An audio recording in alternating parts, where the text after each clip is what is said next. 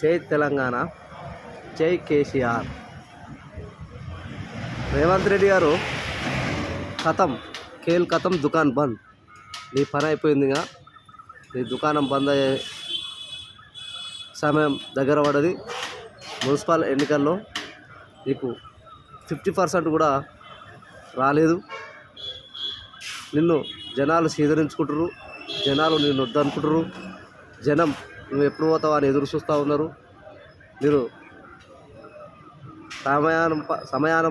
సమయమానం పాటించి మంచిగా మాట్లాడి ప్రజలకు ఇచ్చిన హామీలు నెరవేర్చి ఈ 2.5 సంవత్సరాలు మీరు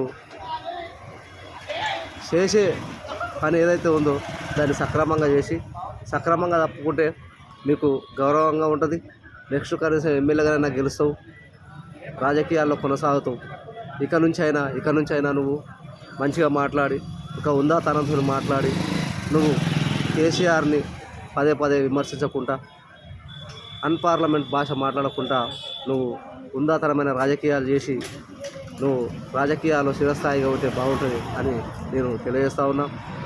ఈరోజు చూసుకుంటా ఉన్న మున్సిపల్ ఎలక్షన్లలో బీఆర్ఎస్ పార్టీకి ఘన విజయం సాధించిన తెలంగాణ రాష్ట్ర ప్రజలు, మరి అదేవిధంగా కాంగ్రెస్ పార్టీకి మున్సిపల్ అంటే పట్టణాలలో రైతులు ఉండరు, ఆసరా పింఛన్దారులు తక్కువ ఉంటారు, ఒంటరి మహిళలు తక్కువ ఉంటారు, మొత్తం ఊర్లలోనే ఉంటారు. నెక్స్ట్ రేపు ఎంపీటీసీ జెడ్పీటీసీ ఎలక్షన్లలో కాంగ్రెస్ పార్టీ బీఆర్ఎస్కు దరిదాపులో కూడా ఉండదని నేను తెలియజేస్తా ఉన్నా.